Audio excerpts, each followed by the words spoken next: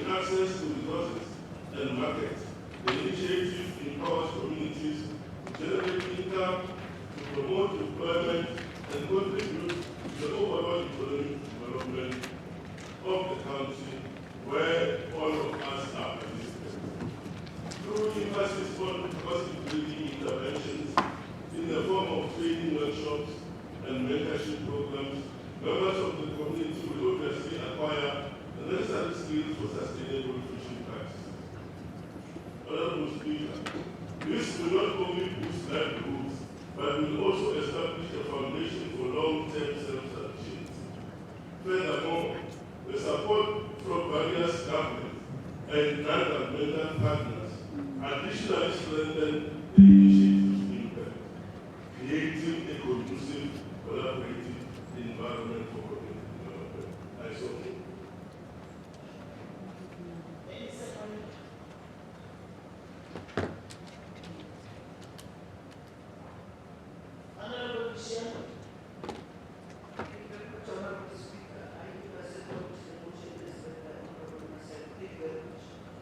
Thank you. Any motion without notice? Honorable Sewana.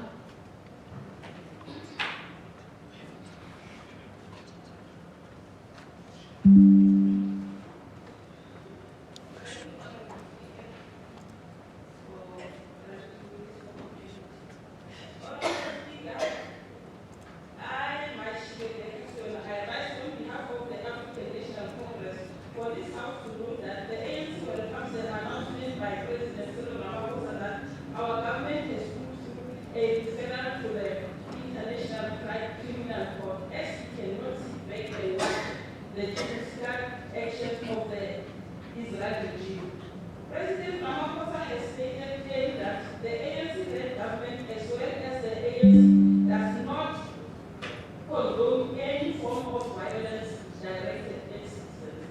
Honorable Speaker, as the ANC, we reiterate our call for a ceasefire or humanitarian corridors to be fully operational.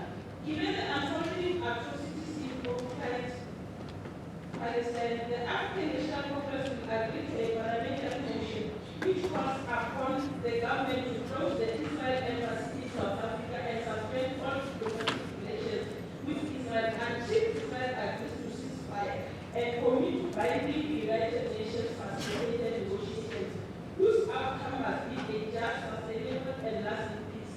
Honorable Speaker, I so move. Thank you. Any second, Honorable Mato. Thank you very much, Honorable Speaker. I, as the contribution of Tony, the second motion is presented by the motion. Thank you. Any motion without notice? Honorable Deputy Chief Whip.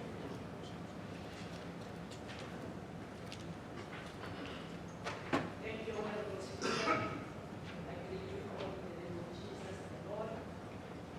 Madam Speaker, I rise on behalf of African National Congress to present the motion for this House to know. Honorable Speaker, I rise on behalf of ANC and I rise on behalf of ANC for this House to know that African National Congress would like to thank all South Africans who came out in enormous numbers over the past weekend to register to vote. Voting is a fundamental right and responsibility of every citizen in a democratic society. It allows individuals to actively participate in the governance of their country and express their views on important issues. Voting, Madam Speaker, is a cornerstone of democratic system. It ensures that leaders are chosen through a process that reflects the will of the people. By participating in elections, citizens contribute to the preservation and strengthening of democratic values. Honorable Speaker, in this first edition interview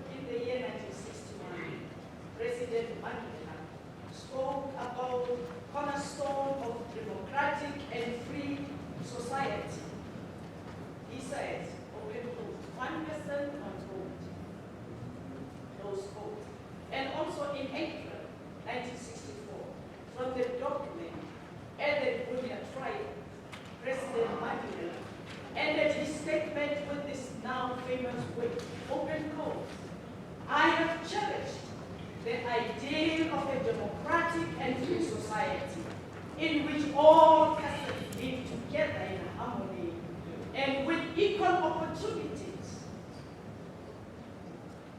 Close quote.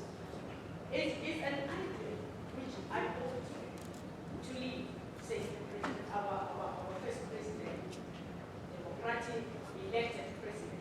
But if it needs be, it is an ideal for which I am prepared to die for, close quote. Honorable Speaker, through voting, citizens have the power to shape the direction of public policies. Elected officials make decisions on a wide range of issues, from economic policies to social and environmental matters. Voting helps ensure that the government is representative of the diverse interests, perspectives, and demographics within a society. Honorable Speaker, it provides an opportunity for different voices and communities to be heard and considered in the decision-making process. In summary, Honorable Speaker, voting is not only a right, but also a civic duty that plays a vital role in shaping the course of a nation. It empowers individuals, ensures representation, and fosters the participation of democracy. Active participation in the electoral process is essential for the well-being and progress of society. As a whole, I so move, Honorable Speaker. Thank you, Ed Salon. Honorable Nat.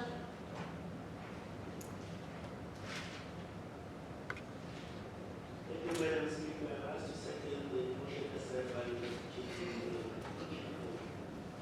Thank you. Any motion without notice?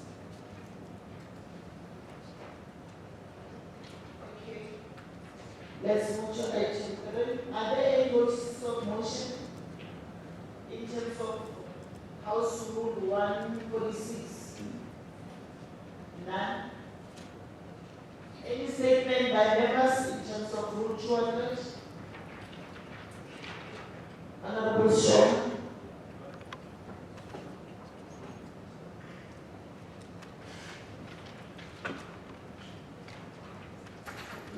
Thank you, Honorable Speaker. To the caucus of the EFF led by the Honorable Roman Loveland Mbabe, please receive our social greetings. Greetings to our Premier of the Province, Justice Matala, our NECs, members of this caucus house. Receive our social greetings. Honorable Speaker, the EFF is appalled by the heartlessness of the ANC-led government, which continues to deny the people their basic human right of access to water. The people of Amakala, Madiatana, in Washington, and the Brooklyn municipality have been without water for ages, with their cries falling in deep years. The former president of South Africa, Mr. Jacob Zuma, visited this area in 2014 and promised them water, which he completely failed to deliver. Some few years after Zuma's empty promises, Chokoti Diza visited the community, making the same promises, but only managed to deliver a small pump machine, which is not helpful at all. The former MEC of Lidet, Mr. Kabum Koni, who has now been demoted to be MEC for Agriculture, also visited the area.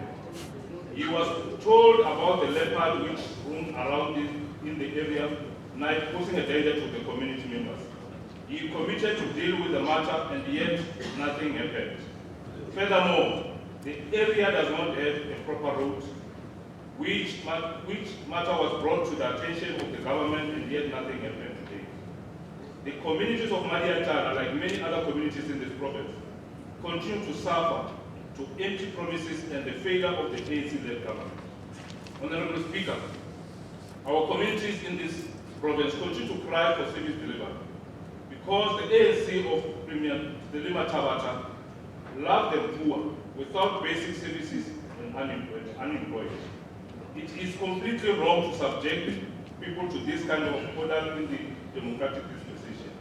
We call upon the MEC for Coxtown, Public Works, the dead, to intervene in their respective areas, as already mentioned, so that we are able to restore the dignity of people of Hamatala and Marietta.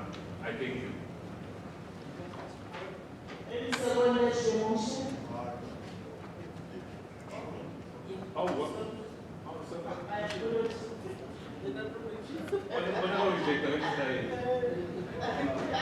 I reject you. Any member statement? Malice, Honorable Malice. Thank you, Honorable Speaker. Honorable Speaker, Honorable Premier, esteemed member of the Executive Council, leader of the opposition party, member of the Parliament. Honorable Speaker, the Executive Council is a great concern as not one of our own unmentioned departments answers any questions of the Executive Council. Number one, agriculture and rural development. 22 questions not answered. Council and safety, 24 not being answered. Health, 20 questions not being answered. Education, 14 not being answered. This was a year. The Executive Council never received any reply at all. I don't remember if they concern lecturers and Thank you. Honorable Speaker, I think we have to be serious about this house. You can't be saying honorable members. It is honorable Jonas Ramlela who's making this noise, and you can see him. Please address him. Don't address all of us here. Address him so that he can refrain from this thing. the proceed, Honorable Malice. Is there a reason behind not answering the Executive Council? Is there a motive behind this, Honorable Speaker? I thank you. Thank you. Any member statement? Honorable Malice.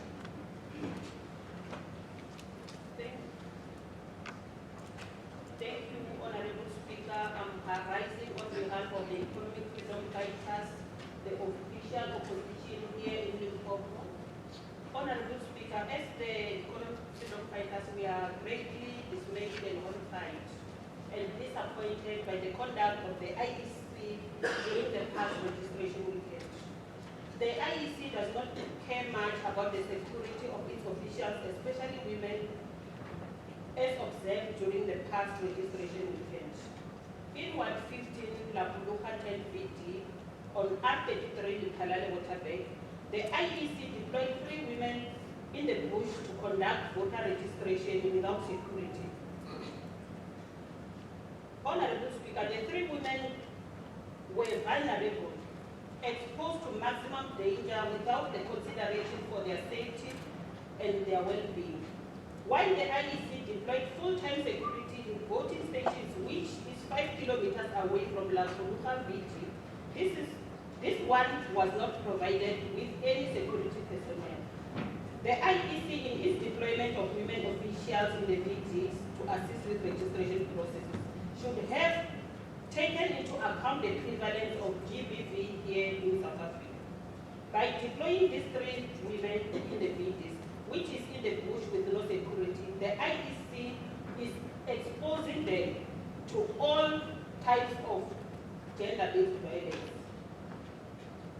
That is how insensitive the IEC is towards the scourages of GBV women face on a daily basis in this country. The EFF even called the IEC provincial manager, alerting her of this matter. Regrettably, she was quite dismissive about the matter.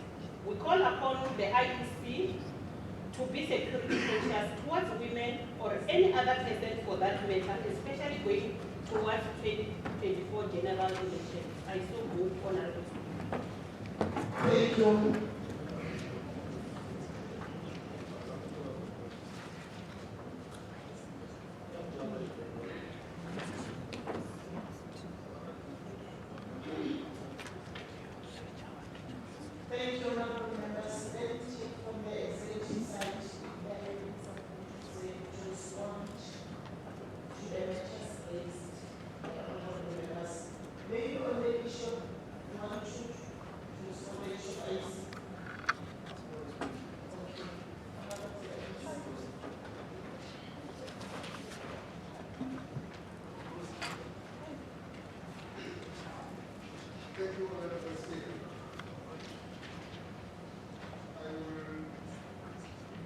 trying to respond to the River State questions presented by Honorable Session.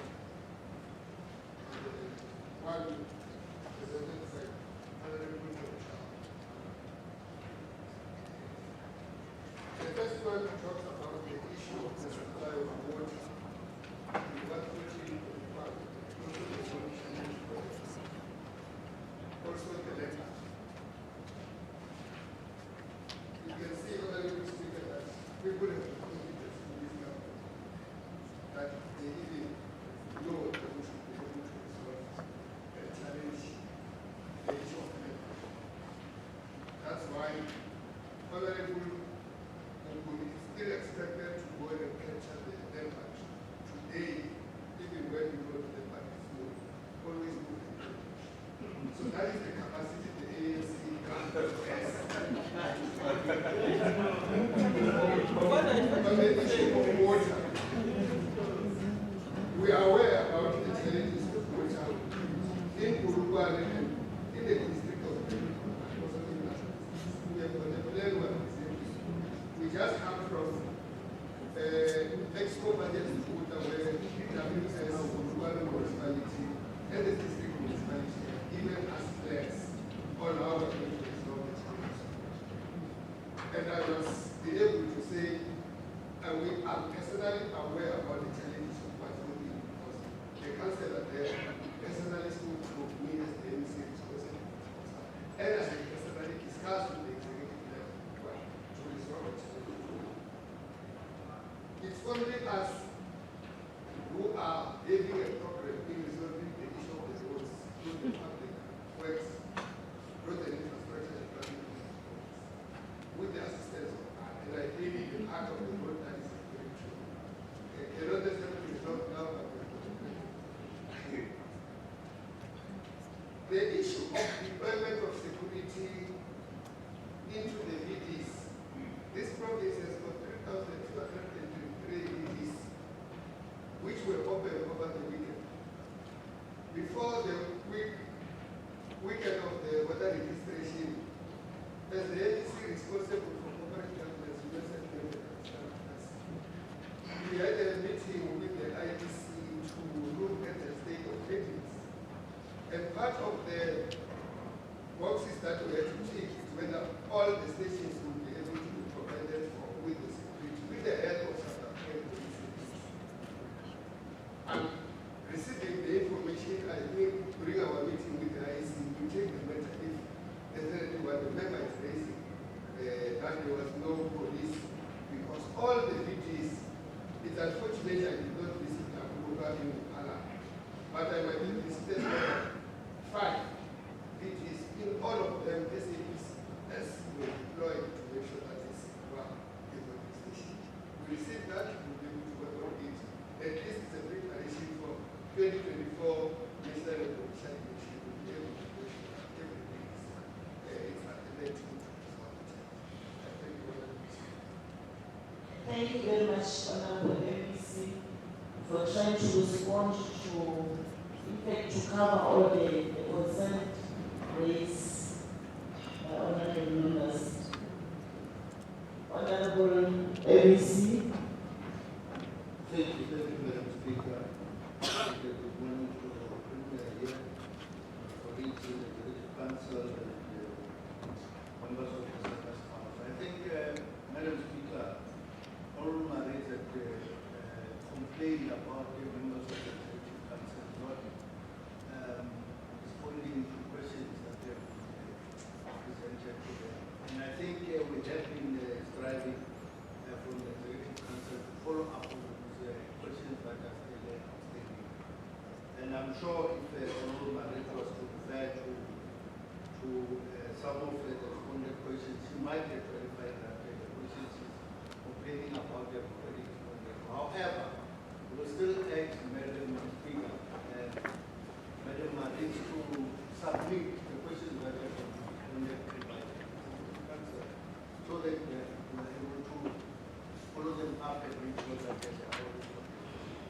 I thought that if there are any issues that are not responded to, let them speak up. Honorable Maris has got that right and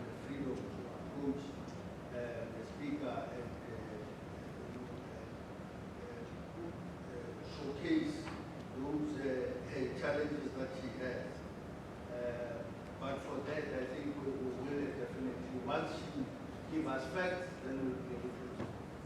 As for now, it's a complaint, concern that unfortunately it's very general and not very substantial. We will directly respond. If you can do that, we will gladly respond. Thank you.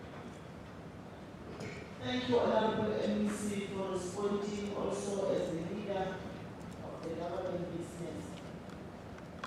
So, for giving the clarity, thank you very much. Let's move to item 5. Are there any executive statements in terms of Rule 201?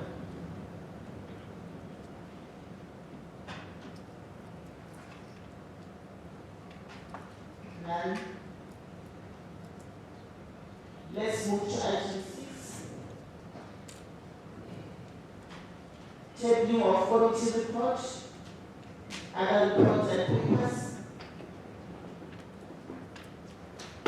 Also none. Orders of the day, 7.1, which is the first reading of the Limpopo Adjustment Appropriation Bill B04/2023 by the MEC for Provincial Treasury, MEC Swati.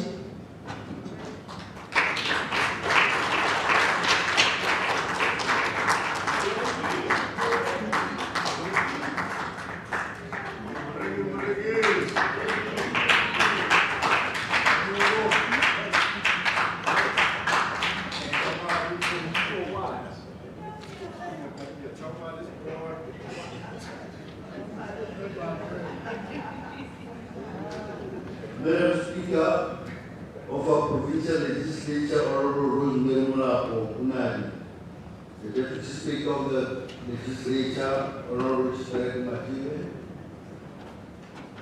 Honorable Premier of our province, Tatechuku Matavata, Tatakaru,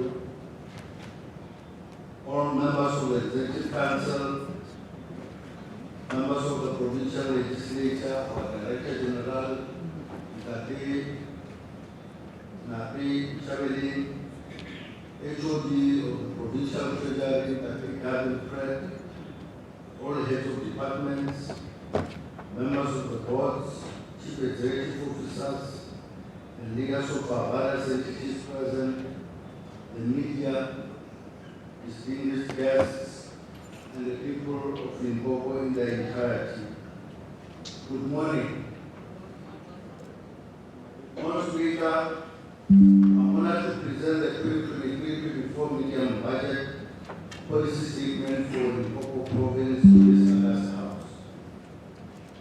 The phrase, be not afraid of going slowly, be afraid only of standing still, those quotes attributed to the Chinese philosopher Confucius, advocates for a mindset centered on progress and continual improvement regardless of difficulties.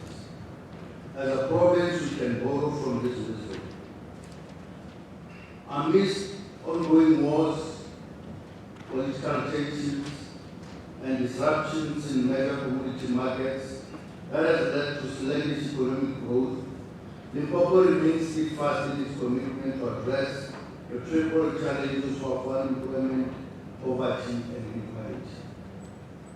As a province, we have been affected by austerity measures, but this medium-term budget policy statement is designed to strengthen economic growth while adopting a balanced approach to fiscal consolidation, with a focus on prioritizing infrastructure delivery and improving living conditions for the people of the province.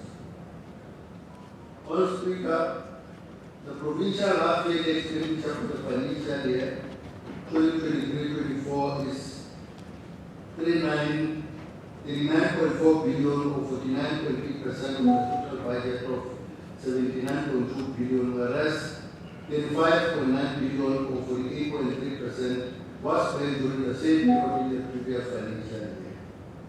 Nonetheless, the province is projected to overspend by 1.795 billion or 2.3%, primarily in the departments of education and health, because of compensation of employees and non-negotiable items, respectively, and this adjustment budget will address these pressures amongst others. On Premier, in terms of our 23-24 budget adjustment estimates, our provincial available funding sources are adjusted upwards by 2 billion or 2.6% from 78.388 billion to 80.416 billion, which comprises of equitable share increases of 2 billion allocated for funding of 2023 national wage increase, specifically for health and education. That is protecting those priorities that we have as a progressive government.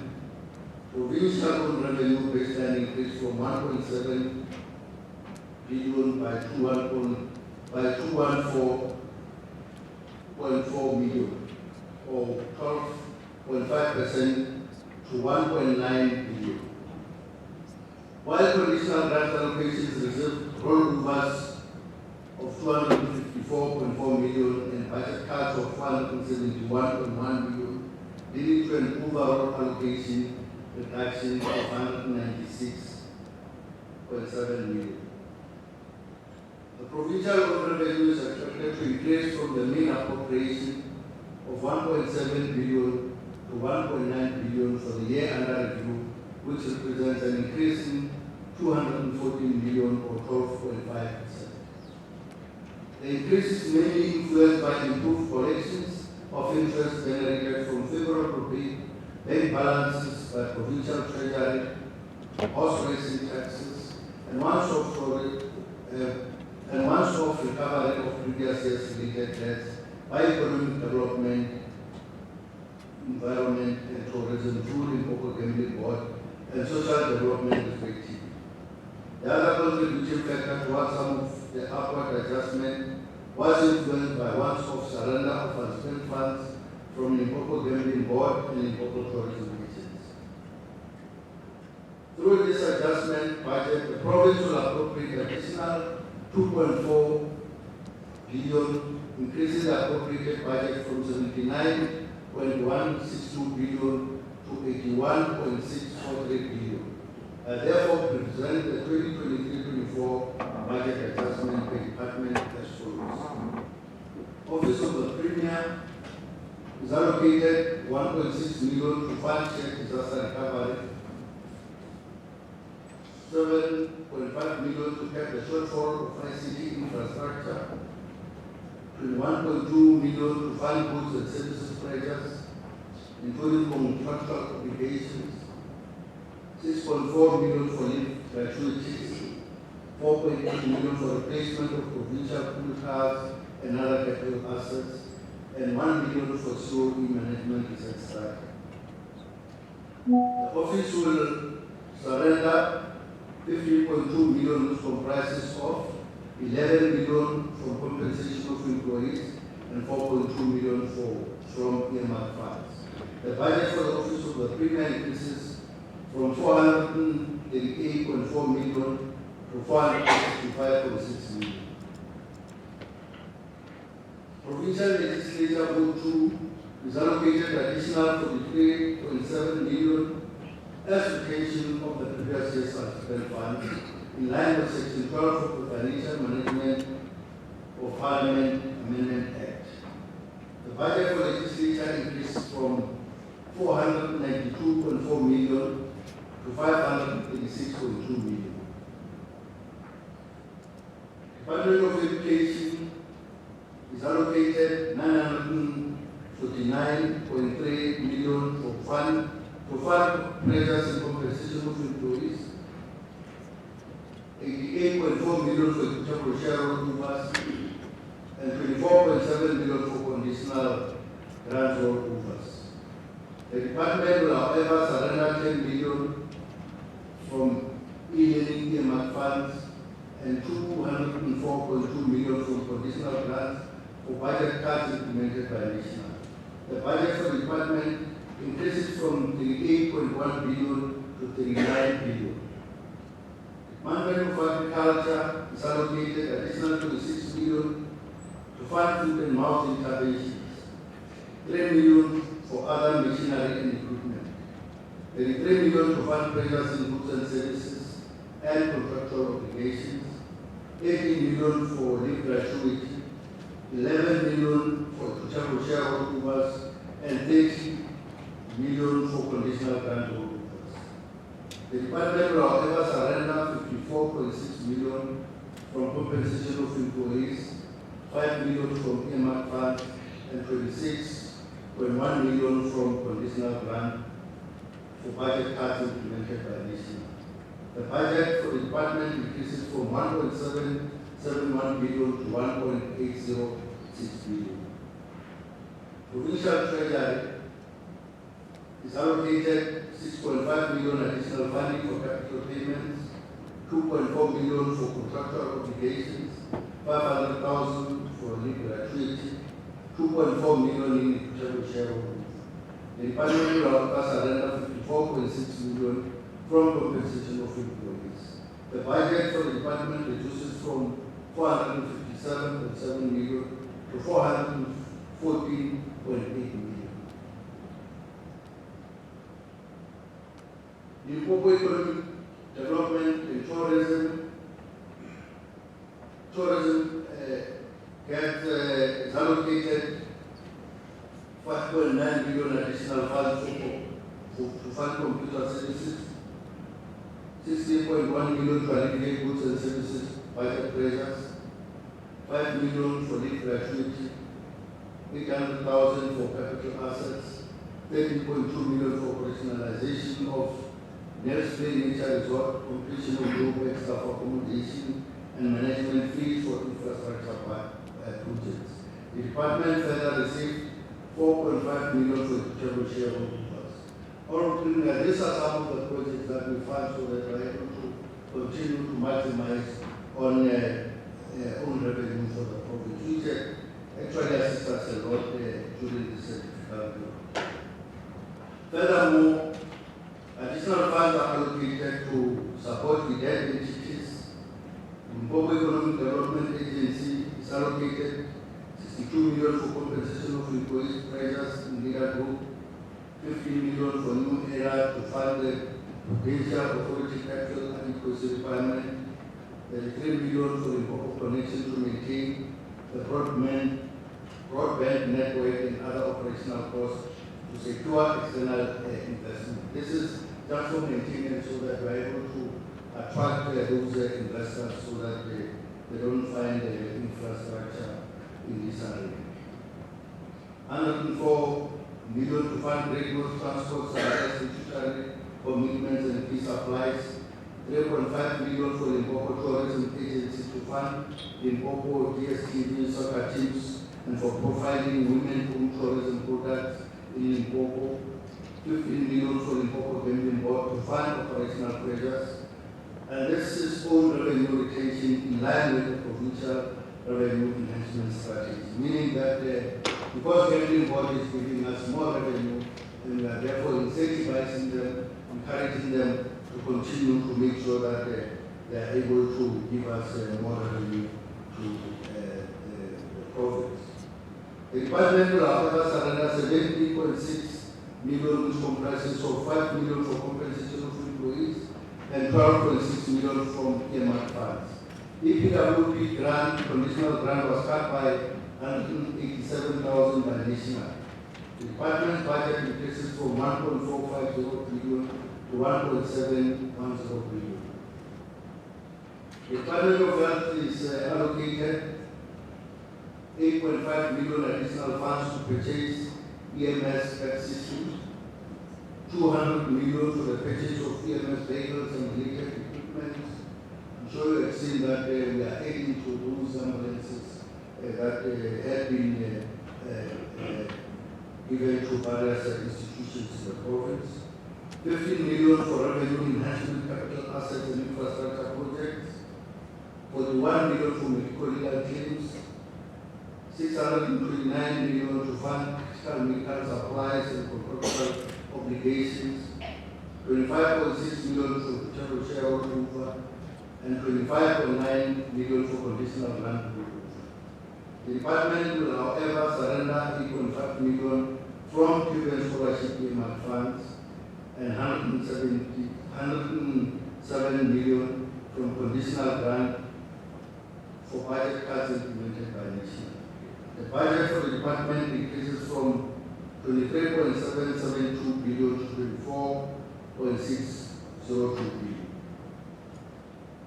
The Department of Transport and Community Safety is allocated 1 million additional funds for agency support services, 3.2 million for taxi payment consumables, 65 million for bus subsidy increases, 2 million for labor gratuity, 6.5 million for traffic college block B and C construction.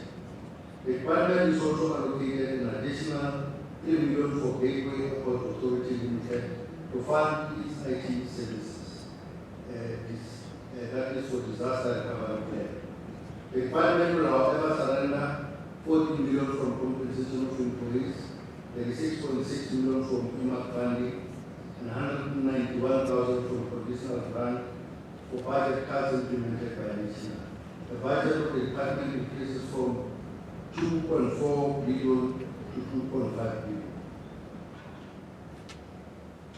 Public Works is allocated 10 million to conduct a forensic investigation into its rental property portfolio so that people don't just stay for free.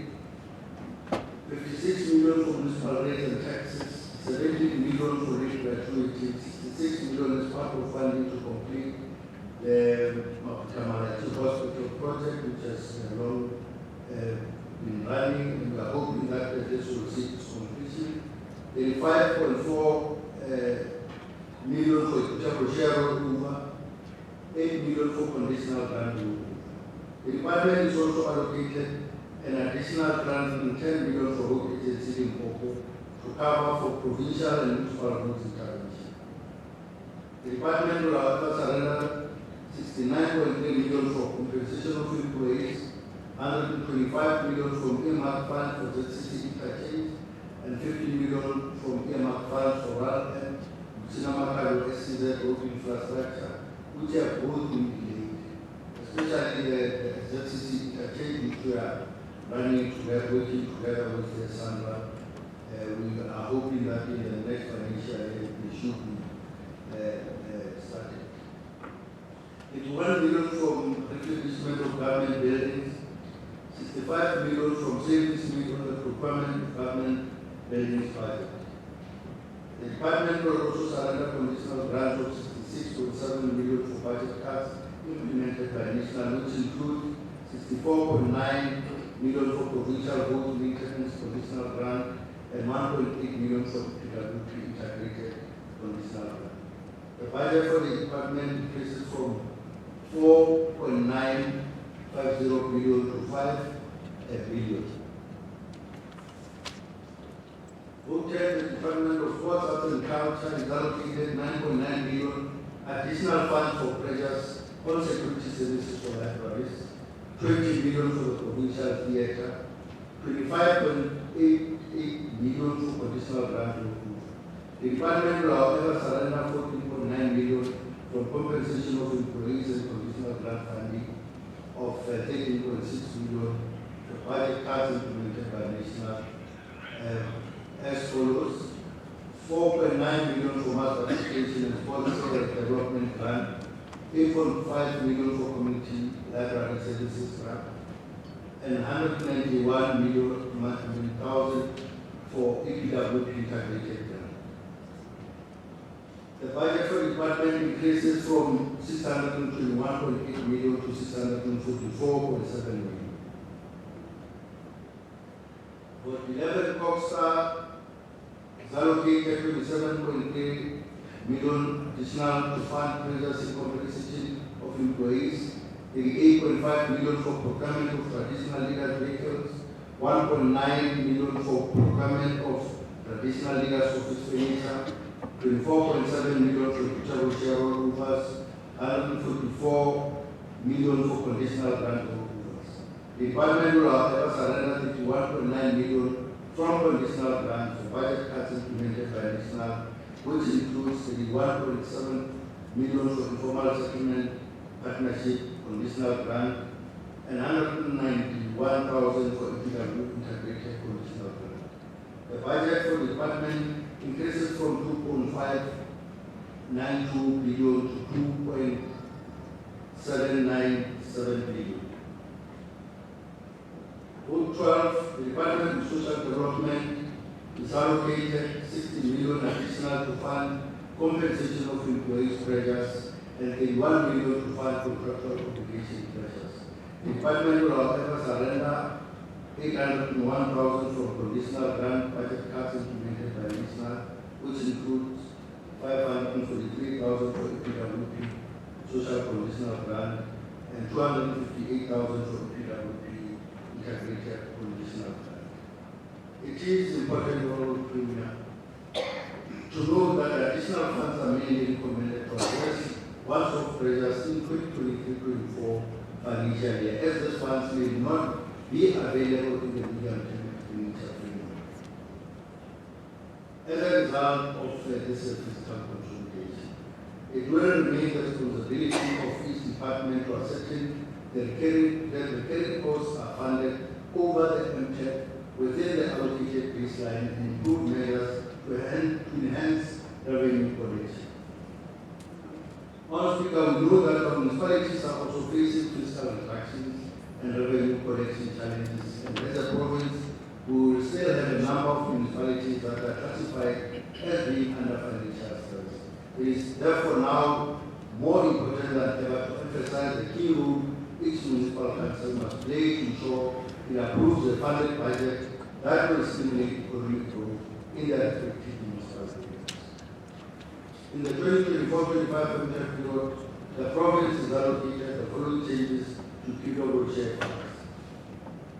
The province will receive additional 145.763 million in 24-25 and 189 million in 26-27 financial year. However, the province will lose 109.2 million in 25-26 for new data updates as related to the 2023 allocations.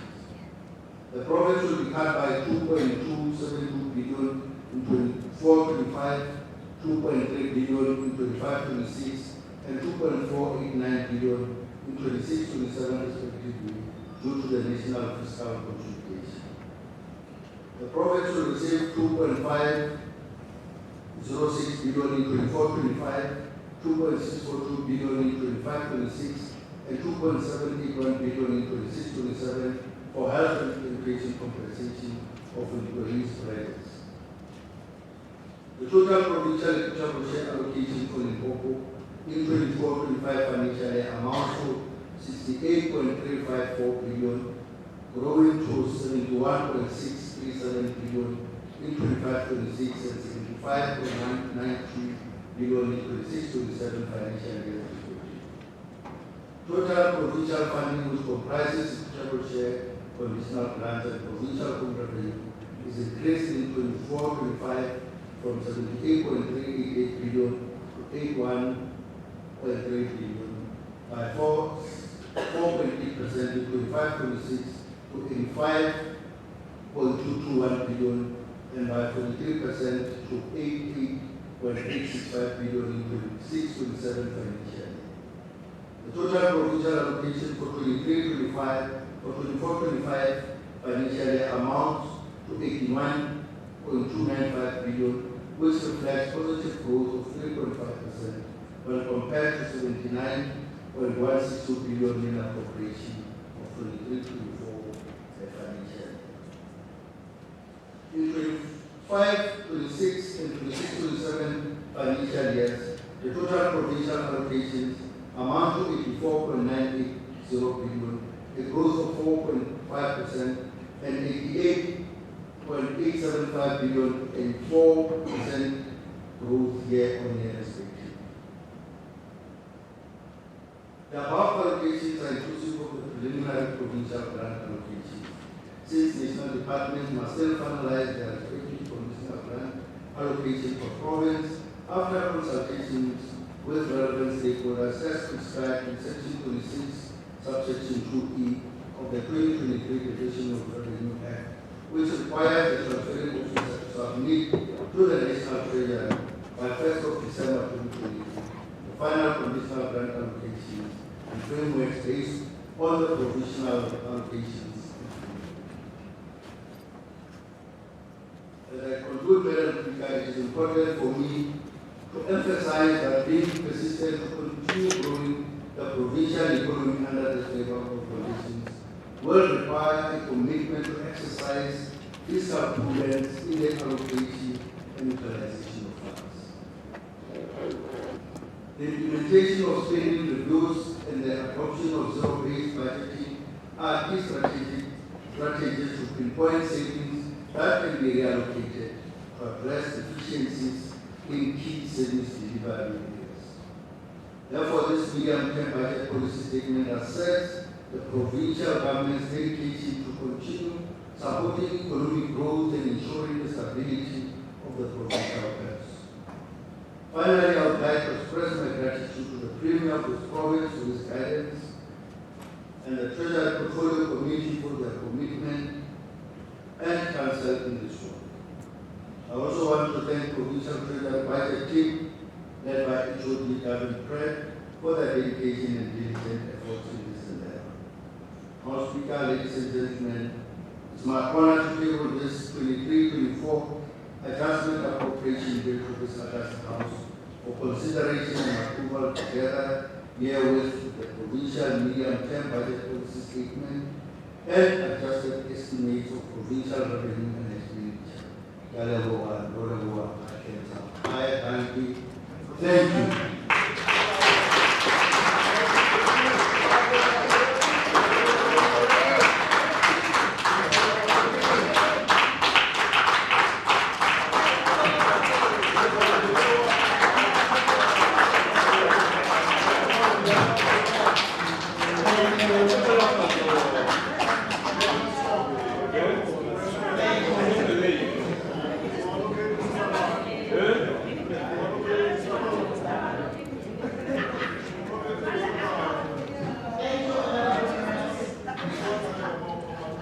Thank you very much, Honorable MEC. The budget speech together with its supporting documents are referred to the Portfolio Committee on Provincial Treasury for consideration and for report back to the House. Thanks very much. Let's move to item 7.2. Consideration and adoption of the following oversight report of the Portfolio Committee on Transport and Community Safety. Committee Chair.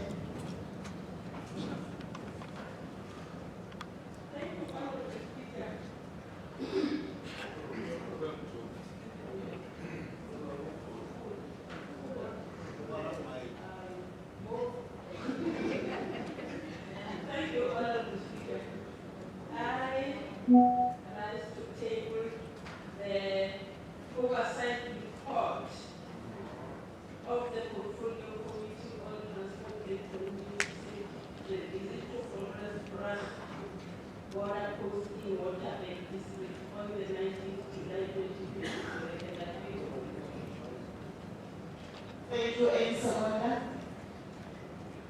Honorable Samana.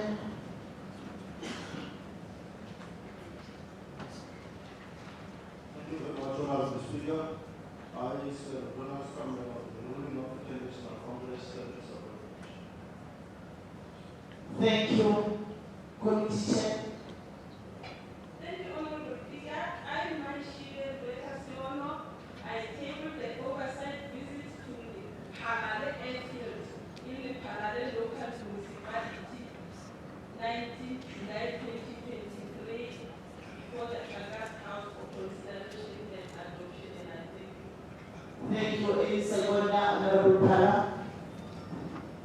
I rise to second the motion as tabled by the Honorable Chairperson. Thank you, Committee Chair. Thank you, Honorable Speaker. I, Manshire Betasiono, I table for consideration and adoption the oversight visit to Florence Broadway Bridge in the Parallel Local Municipality on the 20th July 2023 before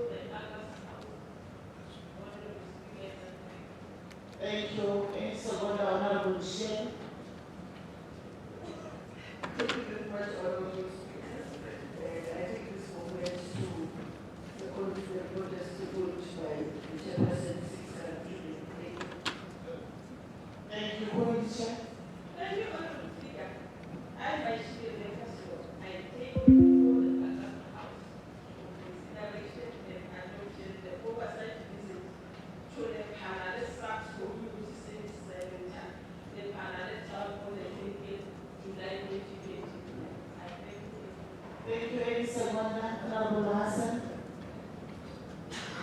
Thank you very much, Honorable Speaker. I rise to second the motion as presented by Honorable Speaker. Honorable Chair.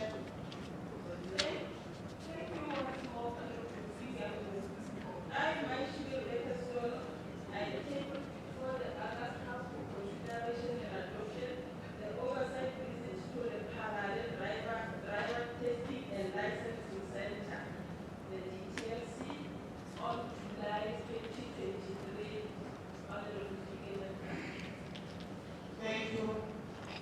Honorable Kau. Thank you, Honorable Speaker. I rise to support the Honorable Maishile Lekasolo.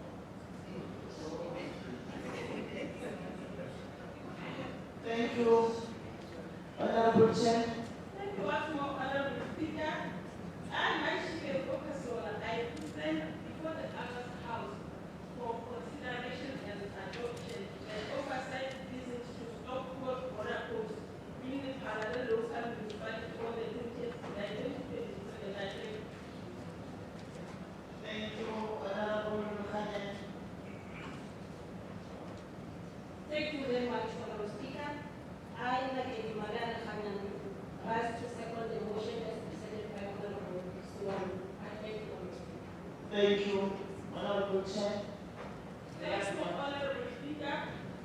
I, Maishile Lekasolo, I present the public inquiries report to cover the community board in the Panade local municipality on the 20th July 2023 for the August House to consider and adopt and adoption.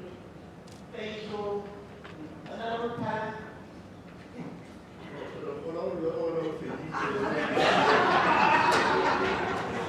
I hereby rise to second the report as tabled by the Honorable Committee Chairperson. Yes, thank you, Honorable Pala. It was the last item. We shall now refer to the speaker's list for debate. And the first speaker on the list is Honorable Mato.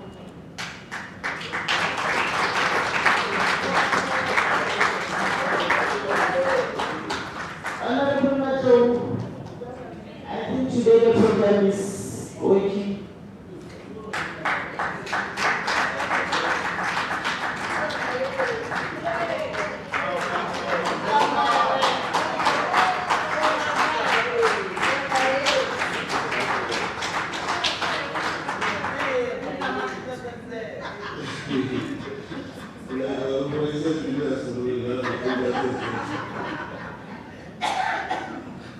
When did I go there?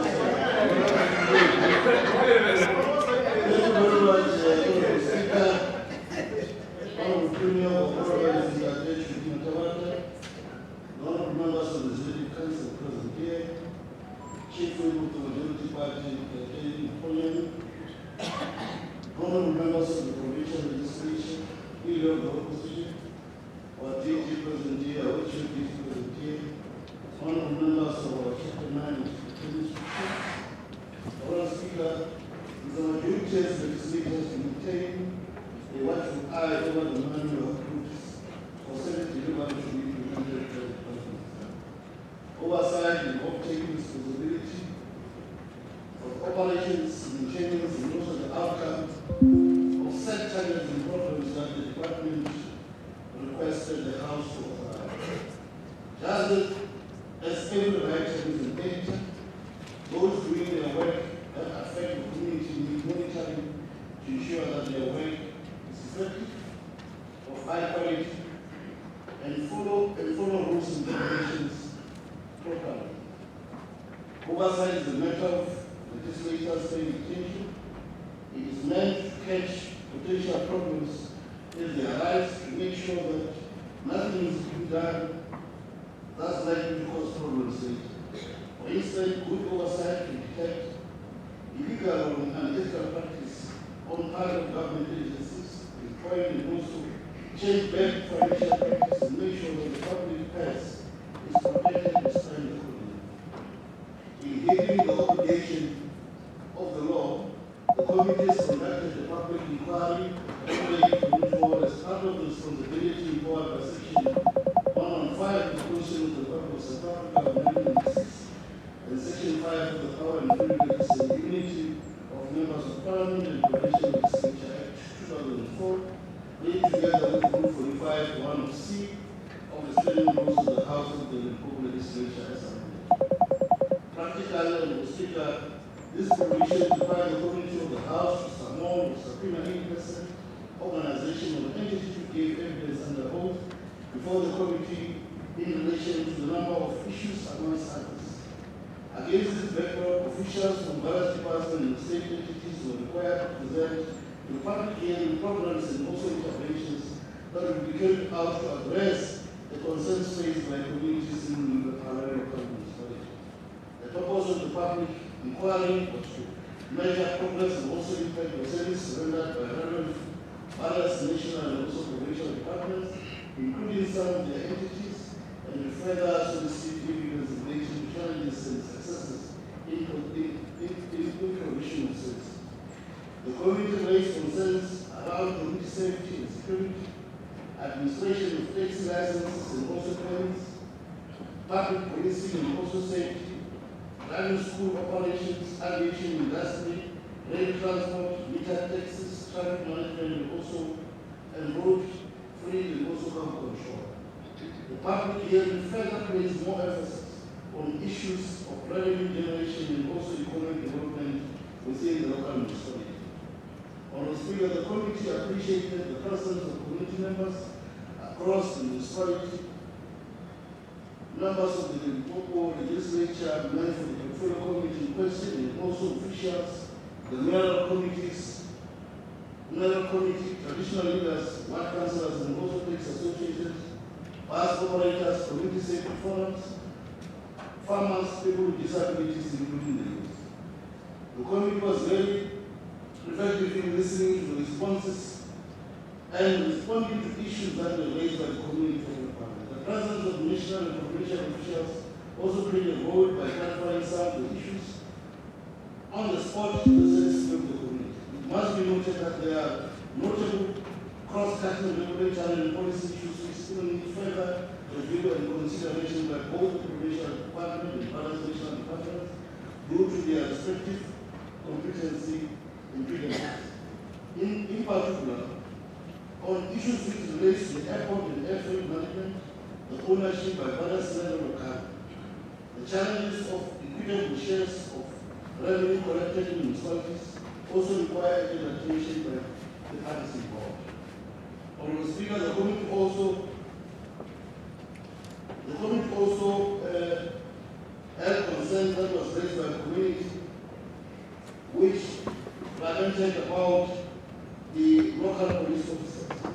During the year, the public complained about the neighboring police stations that are not treating them well if there are no communication between, especially when serial offenders are released on bail easily without verifying previous convictions committed in other police and ministerial affairs. Concerns were also raised regarding the drug dealers who are alleged conniving some police officers to conduct their businesses, especially in Shoman and also Makati villages, and they don't undergo necessary court processes to finalize their court cases as alleged by the community. The committee had allegations that the police are also promoting GBV as such, seen working with criminals. In the other corner, community further alleged that some members of the community police forums have engaged in mediated cases involving many GBV, urging people to drop their cases and complaints. The Department of Transport and Community Services must work with the communities in terms of the laws and also safety regulations without fear of failure. The department must also investigate the conduct of police officers in dealing with communities and also offenders. Honorable Speaker, the committee also had an unfair allocation of equalizers was raised as a complaint by the community. The community was concerned that owners of liquor outlets are not adhering to the conditions relating to liquor licenses and that the police are unable to enforce the law. In most areas, this resulted in providing conditions for crime, such as rape, the flourishing as drinking spree consumed until the wee hours of the morning. As you remember, Honorable Speaker, that the department in question was taken to court on this matter. Unfortunately, we lost when we wanted to cut the bull being dragged to 8 hours of the morning. The department must enforce discipline among the police service because this conduct will make community to lose trust and untimely the community will take law into their own hands. The parallels in rural municipalities in some of the communities breed livestock, and this livestock is their means of survival. The community further ahead complains about the management and investigation of cases relating to stock theft. The community has expressed satisfaction about the efficiency of the police stock theft unit. It was reported that the unit is under-resourced and understaffed, and there were only 2 police officers, which use only 1 vehicle responsible for over 200 vehicles. Similarly, the police driver unit was rated of being incompetent as it was unable to timeously rescue children who drowned in the rivers in the area. The department must also make sure that stock theft unit is capacity. Honorable Speaker, bus operators raised concern that they have not been considered in the current bus subsidy program since the new dispensation. The community has that one white-owned bus company has been benefiting in the last 20 years from the current subsidy arrangement. It was indicated that there are about 10 bus companies in parallel, and they have not been accommodated in the bus subsidy program. The department must explore avenues to clarify these bus owners about subsidy and the residents, if any, about this exclusion, as well as how they will benefit from the 2024 financial year program as unveiled by the NEC. The committee had concerns raised by the road users of L11 that it is small and narrow, especially towards market town, and contribute to traffic congestions and road accidents in the area, leading to the Homeland watercourse. Similar complaints raised about the host of potholes which are not being attended to that are particularly along Farmbaka and Munula Road. It was also indicated that similar road conditions are persistent in various other roads in Parana. Concerns also rose about the R18 bridge road towards Shoma, which is having only 1 lane and lack of clear indication or road signage to identify if the road belongs to the local, provincial, or national competence, thus making it difficult to direct complaints for relevant skills of government on this particular road. In particular, it was indicated that the road in question relates to D3310 or D3332. There was also allegations of poor workmanship on the construction of the municipal neighborhood. The laborers are alleged to have been illegal Zimbabwean nationals.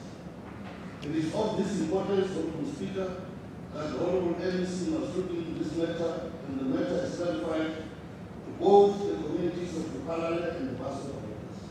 Honorable Speaker, the committee supports the adoption of the oversight report with recommendation by this particular House. Thank you.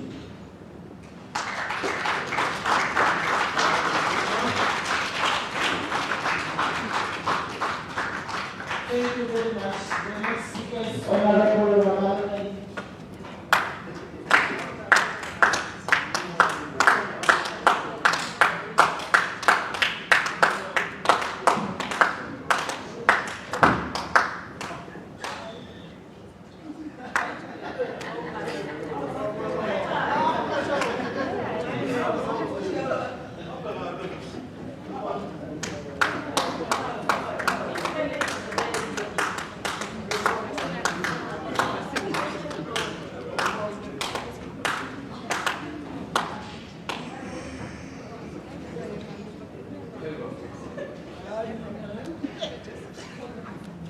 Madam Speaker, here for caucus under the leadership of Commissioner Marana in absentia, honorary CC present, honorable members, our staff, members in the gallery, good morning. On behalf of the TFF, Honorable Speaker, the Avanza vehicles offering cross-border transport services in the town continue to operate illegally, and the traffic official can't deal with the situation. The drivers of these cars include commuters from taxi ranks and along public routes, offering them lift mainly to neighboring countries. This human trafficking must be stopped because it puts the lives of some people in danger, even undermining cross-border routes. Furthermore, it has resulted in tax scuffles and tensions previously, and if not cared now, the situation may be catastrophic. Furthermore, there is allegation of corrupt activities across government departments and the municipality supported by the broader part of the colonies. These allegations were never followed up and investigated. The government just dismissed them as mere allegations without going deep into the matter. The ANC government has eroded the culture of accountability and good governance, hence people just get away with murder in anything at ease. Madam Speaker,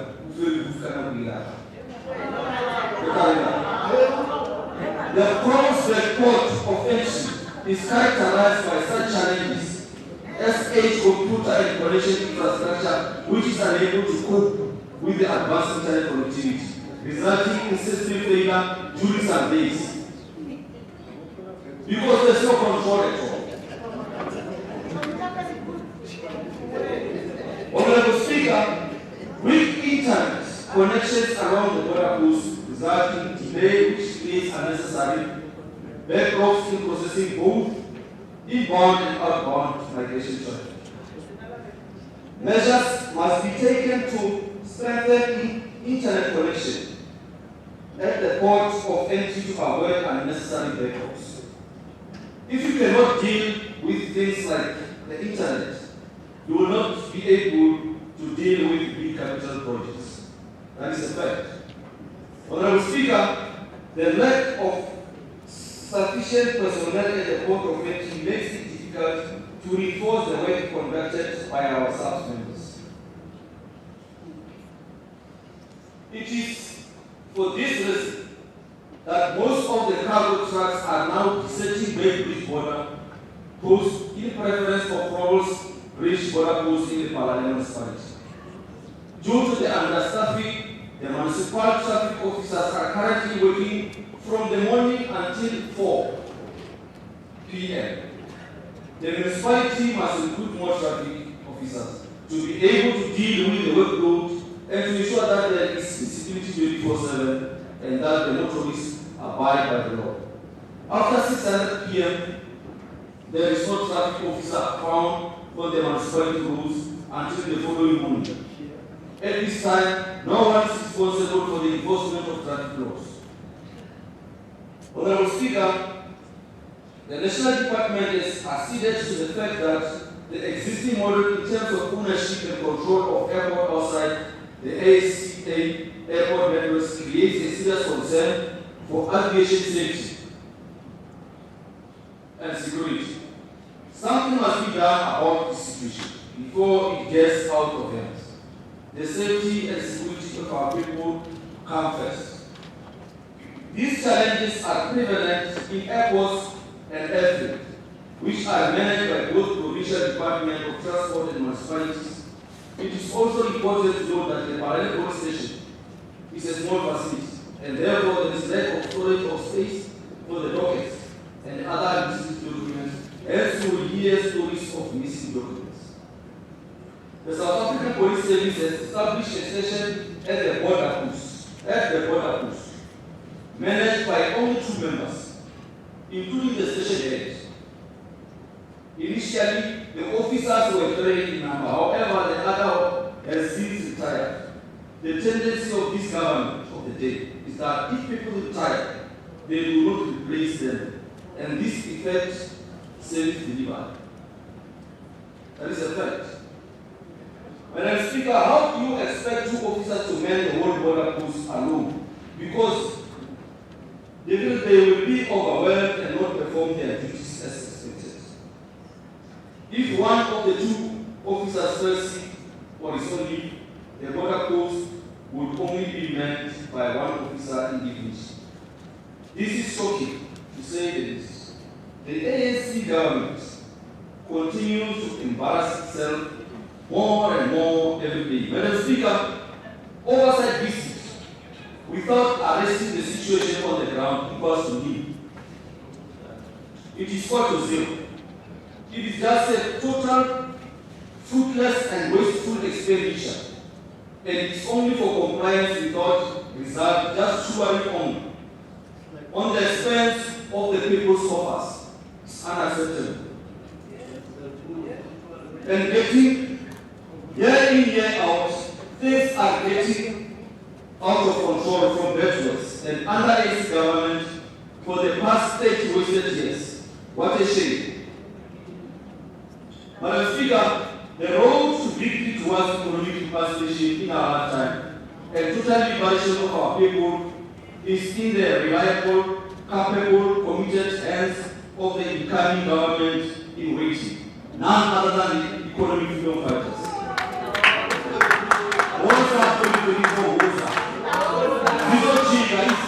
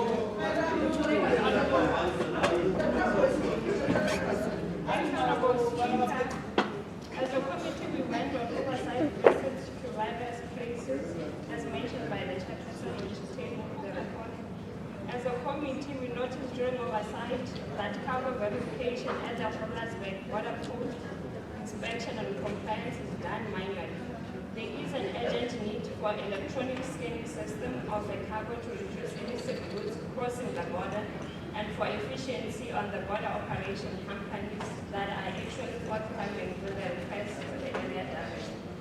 Honorable Speaker, as a committee, we recommend that the officials at the border post will have to exercise strict measures in controlling the movement of trucks while also ensuring that speed hump traffic barriers are used at the entrance from Botswana to South Africa.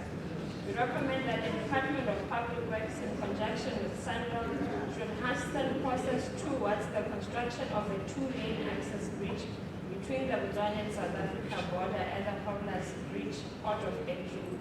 Under the Palale Airfields, Honorable Speaker, we recommend that both the National and Provincial Department of Transport should conduct a comprehensive study on the viability of certain strategic airports and small airports that have potential to contribute to economic development in the province. That the study should also consider exploring public-private partnerships to boost the management of existing airports and airports. We recommend that such studies should also consider the involvement of local municipalities which may have the necessary capacity and resources to run and manage such an airport. On Howlersburg Way Bridge as a committee, we recommend that the department should assist the local municipality to ensure that a truck park is constructed within the vicinity of the border post to ensure the safety of truck drivers while maximizing socio-economic benefits that may be derived from this. We recommend that the department should reinforce security at the facility and ensure that both entrance and exit points in the facility are properly manned. Under the Palale subs, we recommend that with the exponential population growth at the municipality as a result of the mining and industrial development of the area, crime will become unavoidable. We recommend that the department agencies and affected ministries should consider a rehabilitation and expansion for the station infrastructure and personnel to mitigate future challenges. Under the GTLC, as a committee, we strongly recommend that the department, in conjunction with municipalities, should develop policy guidelines on how municipalities should regulate fire transport in their area of jurisdiction. On the Stockport border post, our two recommendations were that the water system should be purified as a matter of agency for human consumption. We recommend that additional employees be appointed at the border. On public hearings, as a committee, we recommend that the department should ensure that transport forums are reinforced and capacitated to be able to discharge their responsibilities by the end of the 2023-2024 financial year. Thank you. Honorable Kala. Honorable Mukawa.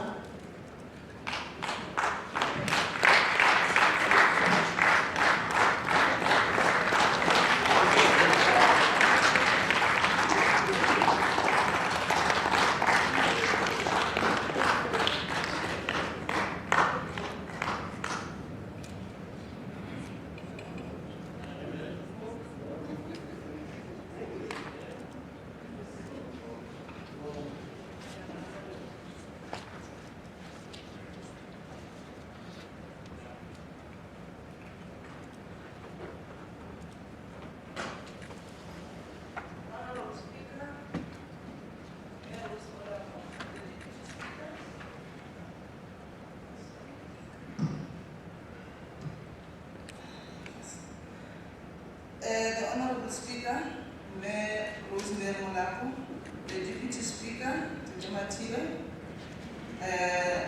the Premier, Honorable Premier, Jaji Kumatamata, the Honorable Members of the Executive Council, Chief Whip of the Majority Party, Honorable Members of the Provincial Legislature, the leadership of the opposition, Honorable members of our Chapter 9 and 10 institutions, good morning. Honorable Speaker, considering that our term of office is lapsing in 2024, our success and achievements in realizing our country's constitutional objectives are significant, and we need to publicize and communicate how far our democracy has come under the leadership of the ANC, African National Congress. This democracy under the leadership of the ANC has permitted and capacitated members from all political parties about the significance of conducting oversight. And currently all political parties claim to be the master of oversight, forgetting that they learned it under the leadership of the African National Congress. The master which is the foresight and vision brought by the leadership of this glorious movement, the ANC. The committee has visited these borders and the Way Bridge as part of its responsibility empowered by Section 115 of the Constitution of the Republic of South Africa of 1996 and Section 5 of the Powers, Privileges and Immunities of Members of Parliament and Provincial Legislature Act 2004, read together with Rule 45 subsection 1 subsection C of the Standing Rules of the House of Limpopo Legislature as amended. Honorable Speaker, the committee has observed that the Palala driver testing licensing complies with the K53 standards and regulations, and is well maintained with 7 service points with e-notice eye-testing rooms with a functional LEU machines. We commend the department's commitment in ensuring that repair of the LEU machine takes 3 to 5 days. The station has a satellite registering authority in Makurunyani. The station provides services to 6 600 vehicles per week and 90 applicants for learners. Test 70 applicants for driver's license on a weekly basis. But the license card machine is old. The department must ensure that the replacement of the old license card machine is done and not wait for the machines to break down before the end of the financial year 2024. There are 11 vacancies at the Lephalale driver testing station, and traffic officers work until 16 hours.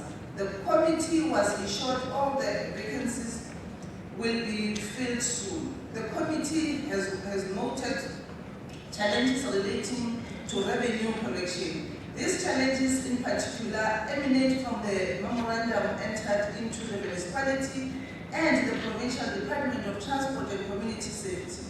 The municipality is required to retain 20% of the revenue collected, while the rest is split between the department and other agencies. The department must assist the municipality in drafting a revenue collection strategy. The committee is also of the view that if the vacancy could be filled and hours of shift be amended, revenue collection will increase and also the budget of the municipality. With regards to the Lephalale driver testing station, the community further recommend that, together with the department, the municipality should consider rolling out satellite testing and licensing offices in villages that are located far from Lephalale town.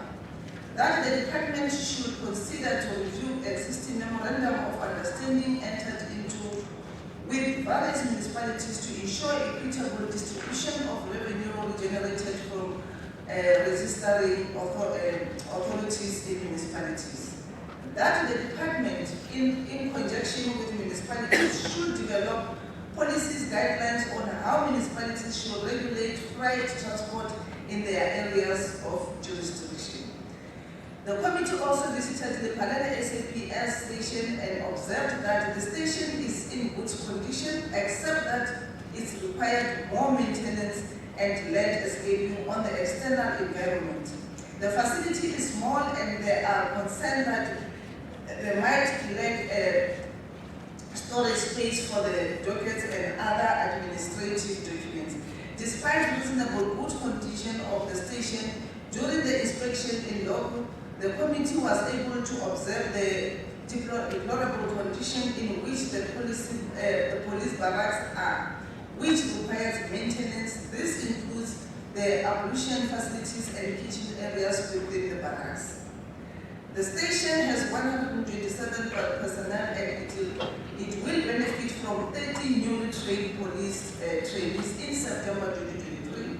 It was reported to the committee that in 3 years cycle, there has been a rise in crime statistics, especially in relation to contract crime, murder, copper theft, and drugs. The increase is mainly a portion or emanate from the informal settlement of Mataku. In addition, the influx of illegal immigrants was also reported to contributing immensely to this crime. Concern was also raised about unlicensed liquor outlets operating at the informal settlement. The station is perturbed by increased level of drug circulation and is alleged to be orchestrated from Mokopane area. The committee is of view that the police intelligence should assist to nip the drug circulation in the bud since the route of circulation is being traceable and bring the culprits to book. The committee will work with the department during oversight that these challenges is mitigated. The station also has 23 vehicles, of which some of them have aged and need to be replaced. The station takes its fleet for maintenance for service at the Modimolle garage, which is very far from, and 2 months waiting period for the car to come back. This is hampering service delivery. The station has one GBV center, which may create a problem should two families be affected by GBV. Honorable Speaker, the committee observed that ESCOM Townhouse are also contributing to the high crime rate ever since they were abandoned. The building have dilapidated and some are vandalized, while some are occupied by illegal foreigners conniving with the police. The department must work with IPID to ensure that corrupt police officers are brought to books and be removed from the police services. With regards to the SAPS station, the committee recommends that, given the exponential population of the municipality as a result of the mining and industrial development, the Palale, crime will become unavoidable. The department, agencies, and affected ministries should consider the rehabilitation and expansion of the station infrastructure and personnel to mitigate future challenges. The committee will work with the department during oversight to ensure that the recommendation is implemented and consequence management is instituted against corrupt elements in the police force. Our arrival at the Palale airfield, the committee received a briefing that the overall competence for the airport infrastructure and management of airspace lies with the National Department of Transport through the Civil Aviation Branch. The Palale airfield is solely managed by the Department of Defense without involvement of the Department of Public Works. However, during the interaction, the audit indicated that licenses of the aerodromes has been withdrawn by the South African Civil Aviation Authority, including the Palale. The airfield is currently used by the SNDF for training its Air Force personnel, but this is no longer the case. Instead, the facility is only occupied by the Defense Force only as a base. Honorable Speaker, it was indicated to the committee during the visit that the facility is being managed from Tshwane. Also, the station is currently mainly used by private business people for recreational purposes and officials from ESCOM Power Station for various reasons. The committee will recommend that, given the state of aviation in the province, there is a need for dedicated management of various airfields and other small airports to develop a strategic plan aimed at revitalizing this important transport sector. This becomes important, especially within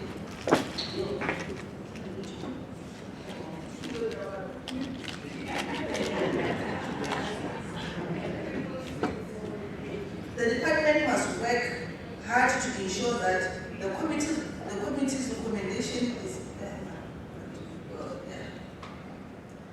the department must work hard to ensure that the committee's recommendation is implemented successfully, as this will help the economy of the Palale to grow.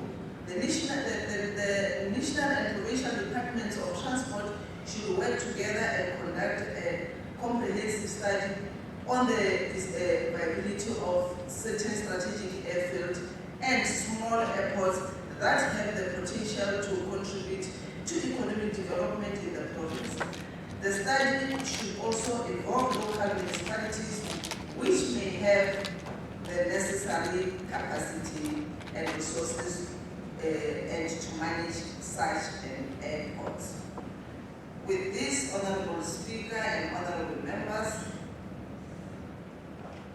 I thank you, and Honorable Speaker, this is what the committee, especially of the African National Congress, have analyzed the issues and see how we can assist, not always to criticize. It's for the people of this province, for us to work together. It doesn't matter which which organization we belong to, but when coming to service delivery, it is our responsibility. I agree.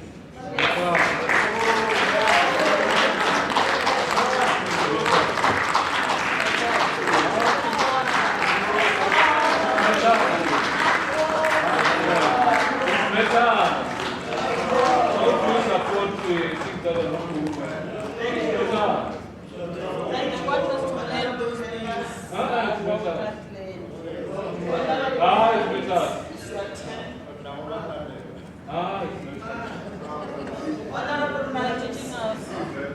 Everybody they're teaching us.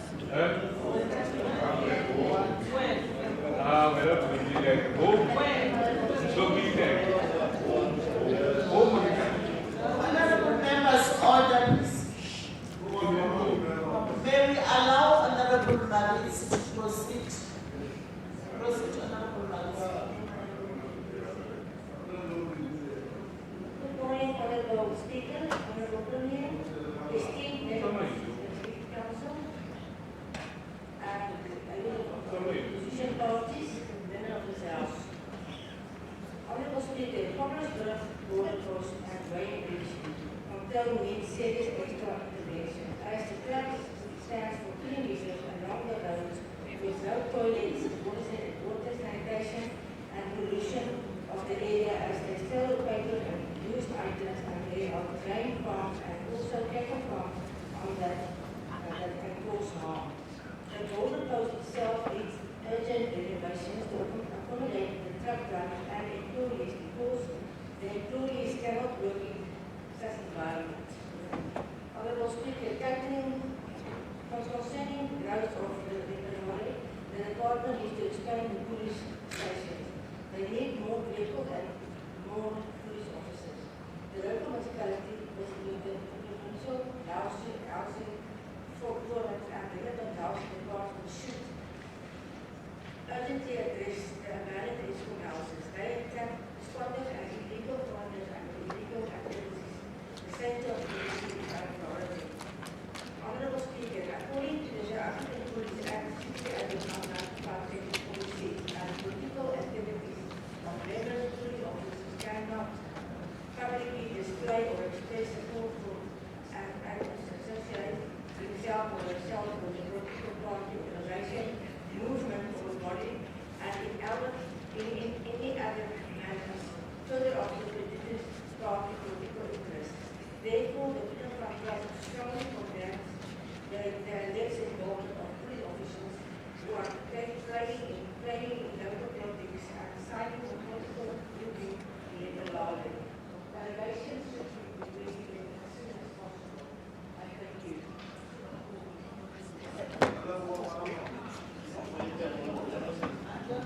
Thank you. Thank you, Honorable Maris. Our next speaker is Honorable Son Okoye.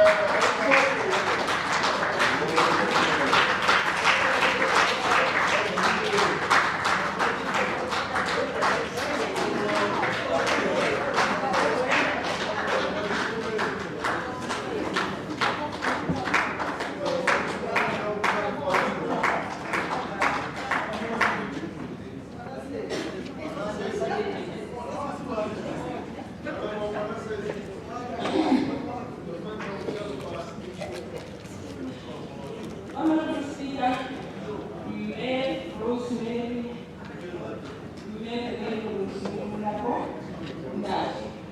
the Deputy, Honorable Deputy Speaker, Honorable Madiba, Honorable Premier Sadishu Matarata Matadiata, Honorable members of the Executive Council, Honorable Chief Whip of the Minority Party, Honorable Bishop Mohana and the Deputy Chief Whip, the Honorable Chair of Chairs and the Deputy, Honorable Chairpersons of various portfolio committees, Honorable members of the Provincial Legislature, Honorable members of our Chapter 9 and 10 institutions, Cambridge. Honorable Speaker, the main goal of state transformation is building a developmental state that provides effective basic services with capabilities to take forward a far-reaching agenda of national economic development, whilst at the same time placing people and their involvement at the center of this process. The building of a capable and developmental state must be achieved through building effective integrated planning and service delivery systems and driving the economy and society. The border posts, the way bridges, and the human capital found at these stations are part and parcel of driving the economy as well as transforming the state to be developmental. Honorable Speaker, on the 19th and 20th July, the Portfolio Committee on Transport and Community Safety conducted oversight at a number of border posts, way bridges, police stations, and airfields, which are institutions that we use to drive our developmental agenda. It's in Kuchua,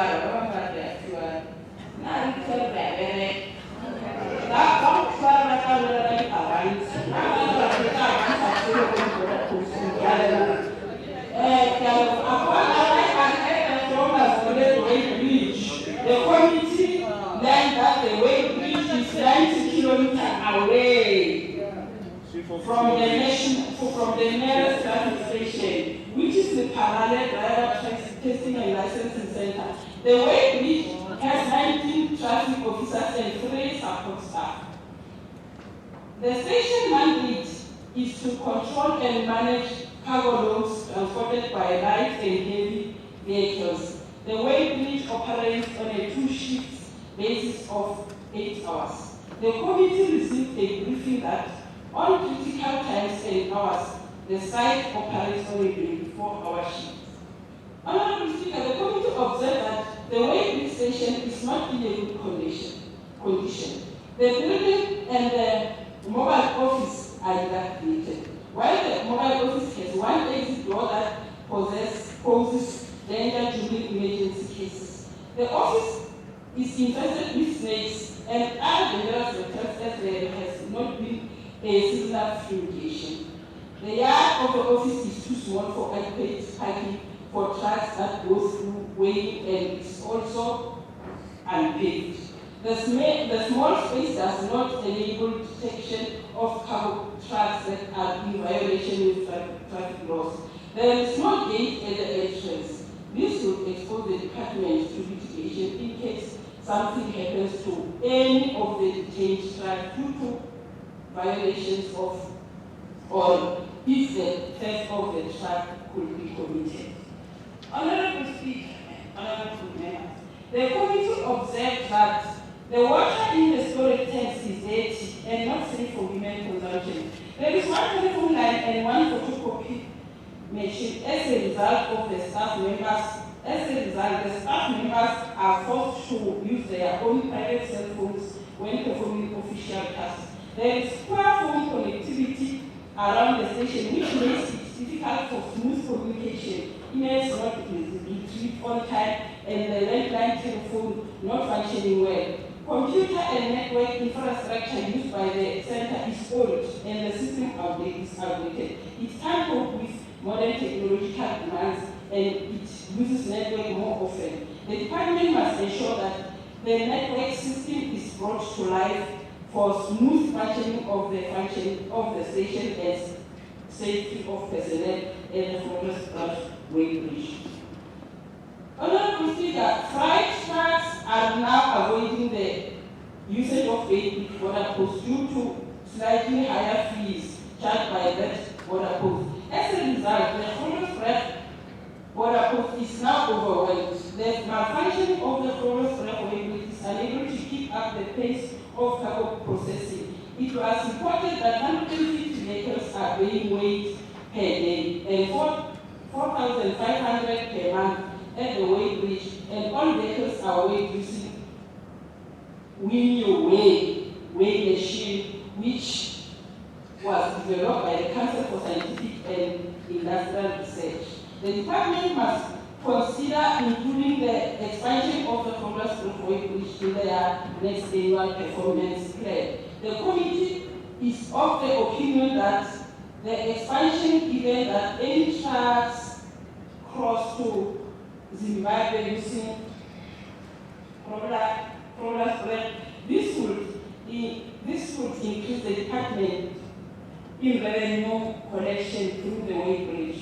The committee has noted that the station is not operating optimally as expected due to inadequate traffic personnel to fully implement 24/7 shift system.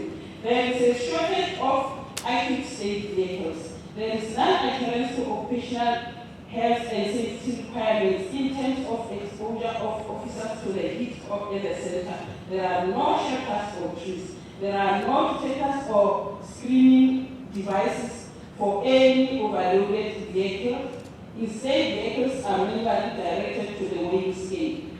The scale consists of a single deck. As a result, the weighing is conducted using absolute weights based on manual operation. The department must ensure that improvements are made and that must be included in the annual performance plan. The committee is recommending that the Department of Transport and Community Safety should ensure that the Department of Public Works and Infrastructure expedite processes towards the construction of a new facility at the weighbridge by the end of the 2024-2025 financial year.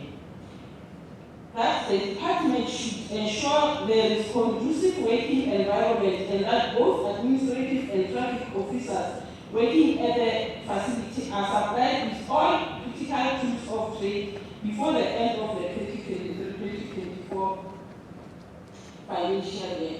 That the department should ensure that modern technological equipment are installed at the scaling bridge within the facility to ensure the effectiveness and reliability of the weighing process, and the CSIR must be involved as the designers of that machine. That the department should consider constructing a truck bay that would be used to keep safe custody of violating trucks which have been detained. That the department should assist the local municipality to ensure that a truck park is constructed within the vicinity of the border post to ensure safety of truck drivers while maximizing socio-economic benefits that may be derived from this. That the department should reinforce security at the facility and ensure that both entrance and exit points in the facility are properly manned. Honorable Speaker, the committee also visited Progress Drive border post and observed the border is used for commercial and social gateway. It has lack of sufficient personnel, which consists of 15 officials and 5 vacancies. It was reported that the vacancies were as a result of death or resignation. There is no sufficient space and the technology being used is old and also has weak internet connectivity. The place is guided by the members of SAPS only. They are not working immigration officials. The station is situated in a flat area. When it rains, the station gets closed until the water is reduced. It was reported to the committee that the station was once closed for 3 months due to floods. It is the only developed bridge that connects South Africa and Botswana, and there are no traffic officials to control the traffic, and traffic lights are defined. Honorable Speaker, the committee also observed that there is no electronic devices to set the vehicles. Therefore, illicit goods goes undetected and there is no sufficient space for contraband and vehicles. The fence is lowered down and damaged, and there are no street lights on the way to the border. There are no records of daily, private, and commercial cargo due to insufficient personnel and no records of revenue generated. The committee also received a report that there are 3 boreholes and only 1 is working. There are no sufficient ablution facilities.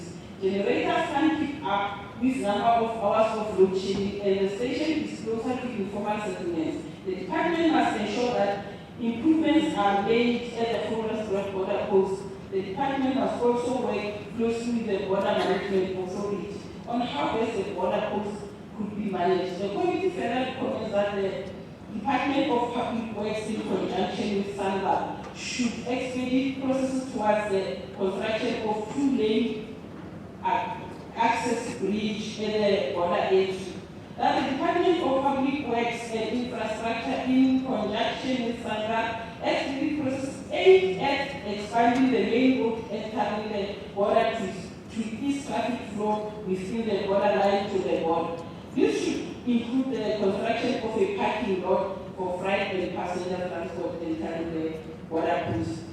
That the Department of Public Works and Infrastructure should ensure that there is a regular maintenance of robots or traffic lights at the border post and erection of mass lights within the border post. That the border management authority should ensure that a bigger generator is procured to cater for this intermittent load shedding schedules. This generator must also be utilized to provide power supply to the entire port, including residential areas, because currently only the operation area and external lights are connected as the generator. Honorable Speaker, in conclusion, Honorable Speaker, when we arrived at the Stockport border post, we observed that the border is non-commercial border managed by the Border Management Authority, and the other departments stationed there are Department of Home Affairs, Department of Health, and Department of Agriculture, with services officers as well. Although the border is not congested with traffic, there is not sufficient staff. There are no technological devices. The committee also discovered that the water is not consumable. The department must ensure that the border post is well equipped with modern technology equipment, including staff. Honorable Speaker, the committee recommends to the House to adopt the oversight report with the recommendations as the report of the House, and I thank the Honorable Speaker.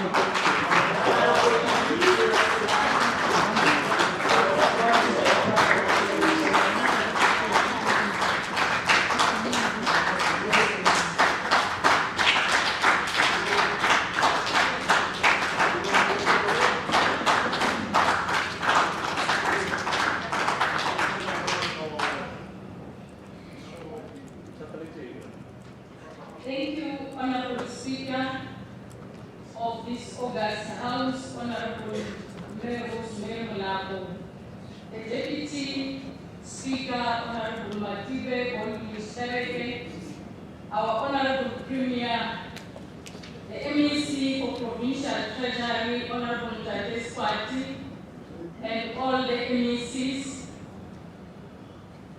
the Chief Whip and the Deputy Chief Whip, the Chair of Chairs and the Deputy Chair of Chairs, honorable members of this August House, government officials, and all invited guests.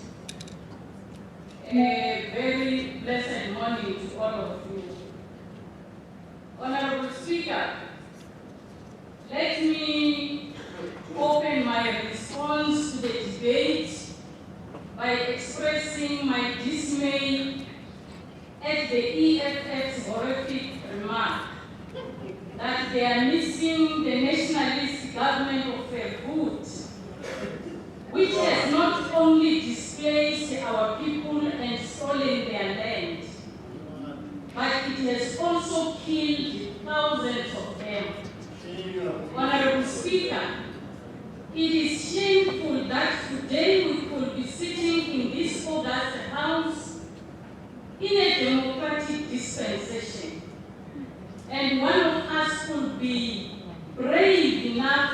express nostalgic sentiments towards the cruel, inhuman apartheid system. Of course, Honorable Speaker, it reminds us that during the apartheid regime, it's not all black people who were suffering. There were those who were beneficiaries of the apartheid system. And we want to put it on record, Honorable Speaker, that the ANC-led government is doing quite very well in fighting crime, both nationally and provincially. And we invite honorable members to join us at 1400 hours when we will be releasing the second quarter provincial crime statistics. The picture is pleasing. Honorable Speaker, let me welcome all the invaluable inputs that were made by honorable members of this august House.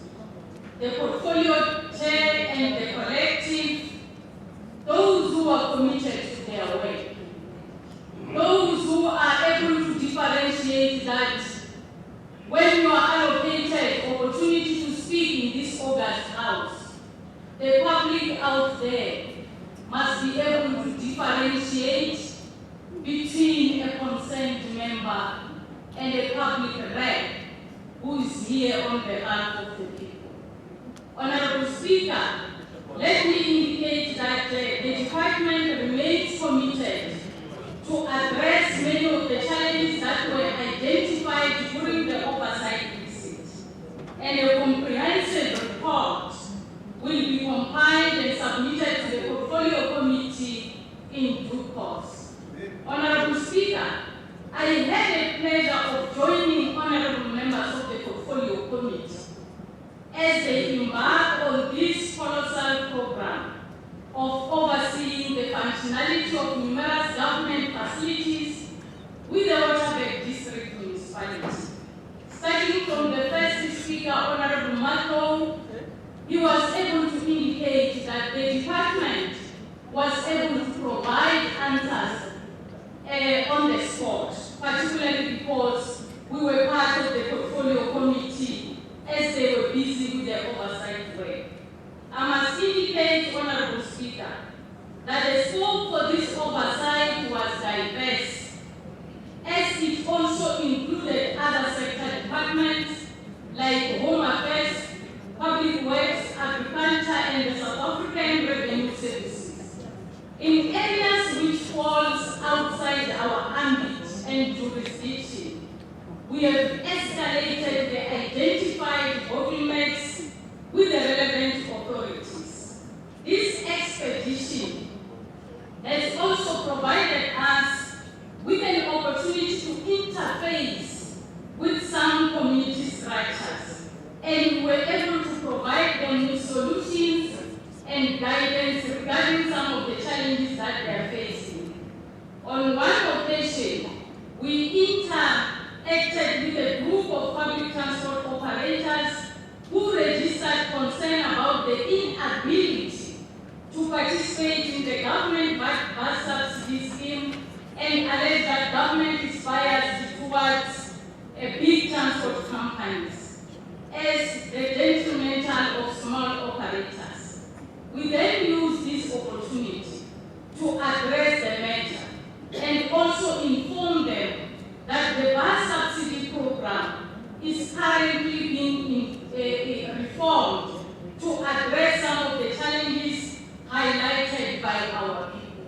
And we will ensure that in the process of reforming this bus subsidized program as the department, we also address issues that will be of benefit to our people. We also learned of the impact that the Border Management Authority has on the management and coordination of the country's immigration services. There were notable challenges, of course, at both the Stockport and Progress Bridge infrastructure that had been escalated to the relevant sector department like Public Works, the South African Revenue Services, Health, and the National Department of Transport. We have commenced, Honorable Speaker, with the process of action. Some of the recommendations and directives that were suggested by the committee during the oversight visit.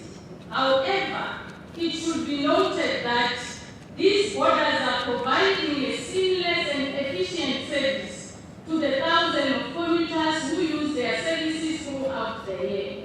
Through our ongoing engagements, we shall be providing the Portfolio Committee with an update on the progress that we have registered in our attempts to address all the identified challenges.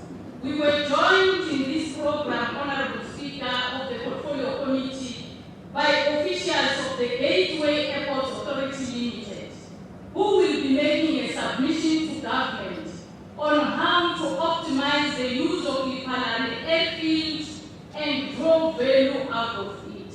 In terms of the provision of taxi permits and operating licenses, Lephalale counts amongst the few municipalities in the province which has finalized its integrated transport plans and presented them to the department. It is for this reason that we are confident that the majority of taxi operators in Lephalale are properly documented and are conducting their businesses within the confines of the law. I have already, Honorable Speaker, instructed the head of department to work very hard to address the issues that requires department's immediate attention. This will be done on an ongoing process, and the Portfolio Committee will be appraised of these developments. Thank you so much, Honorable Speaker, for the opportunity.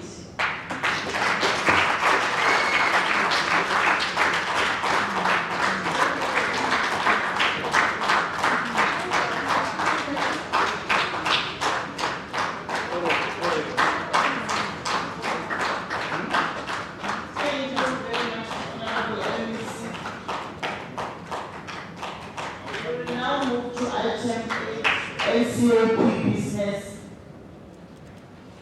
Motion for the ratification of appointment of special delegates who attended NCOP clearance by the Honorable David Shifu.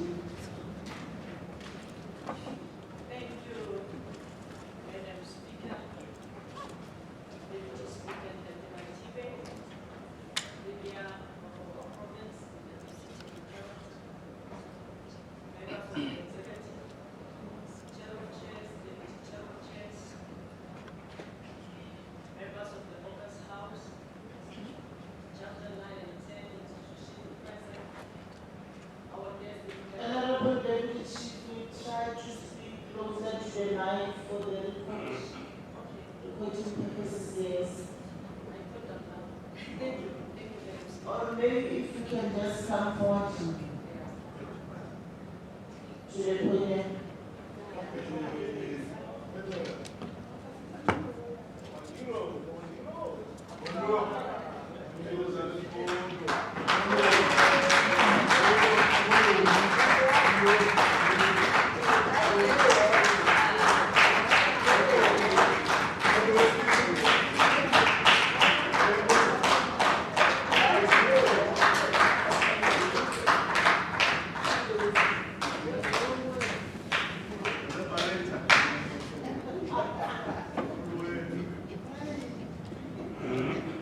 Thank you, Madam Speaker, Deputy Speaker, the Premier of our province and the Deputy members of the executive council, members of the August House, opposition in the House, guests in the gallery, DG of our province, HODs, legislature staff, and guests in the gallery, chapter 9 and 10 institution present. Madam Speaker, I stand here to present the motion for the ratification of the appointment of special delegates who attended the National Council of Provinces plenaries. Honorable Speaker, House Rule 226, open brackets, three close brackets, of the standing rules and orders of the House read together with Section 61 open 4 and close clause of the Constitution of the Republic of South Africa provide for the designation and appointment of special delegates when the House is not sitting. In line with these provisions, the following honorable members were appointed to attend the following virtual National Council of Provinces plenaries when the House was not sitting. Madam Speaker, on the 17th of October 2023, the following honorable members were delegated to attend the special delegates. Honorable T.A. Mukoni, Honorable S.M. Mochadi, Honorable M.J. Apiri, Honorable M.J. Masakami. On the 24th of October 2023, the following names attended the special meeting as delegates. Honorable C.B.D. Slani, Honorable M.R. Sowono, Honorable N.M. Lekhanyan. On the 26th of October 2023, the following members attended the special delegates. Honorable S.C. Sikwati, Honorable R.R. Mulako, the Speaker, Honorable T.B. Makibe, Deputy Speaker, Honorable E.M. Mokonyani, Chief Whip. On the 31st of October 2023, the following members attended as special delegates. Honorable F. Razilani, Honorable M.R. Sono, Honorable M.A. Mugaba, Honorable C.B.D. Slani. On the 2nd of November 2023, the following members attended as special delegates. Honorable M.R. Sono, Honorable L.J. Marco, Honorable N.M. Lekhanyan. On the 7th of November 2023, the following members attended as special delegates to NCP. Honorable F. Razilani, Honorable M.R. Sono, Honorable M.A. Mukaba, Honorable N.M. Lekhanyan. On the 9th November 2023, the following members attended as special delegates. Honorable F. Razilani, am I repeating the same thing? No, it's the 9th. Honorable F. Razilani, Honorable M.A. Mukaba, Honorable M.R. Sono, Honorable N.M. Lekhanyan. On the 15th of November 2023, the following members attended as special delegates. Honorable B.R. Makamu, Honorable M.A. Mukaba, Honorable M.R. Sono, Honorable S.M. Mochadi. On the 16th of November 2023, the following members attended as special delegates. Honorable R. Bonama, Honorable M.A. Mukaba, Honorable S.M. Mochadi, Honorable N.M. Lekhanyan. Honorable Speaker, I hereby move that this August House resolve to rectify the appointment of the above-mentioned special delegates in line with the above-mentioned provision. I move accordingly, Honorable Speaker. Thank you.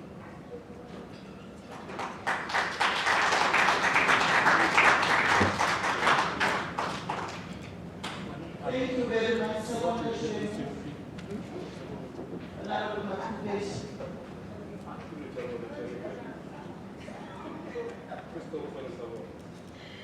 Madam Speaker, I work on the list of legislative to support the motion as presented by the Chief Whip, Deputy Chief Whip, Honorable Mochadi.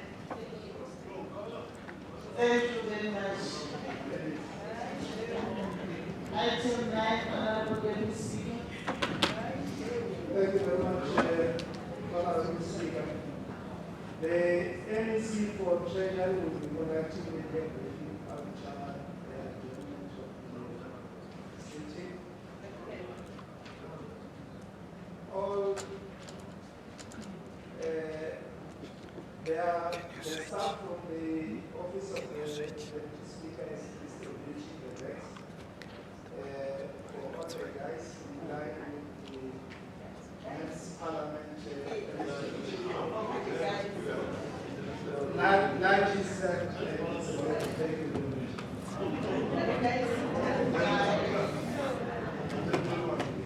Thank you, Deputy Speaker. Our last item, honorable members, the House is adjourned until Tuesday, 28 November 2023 at 10 hours.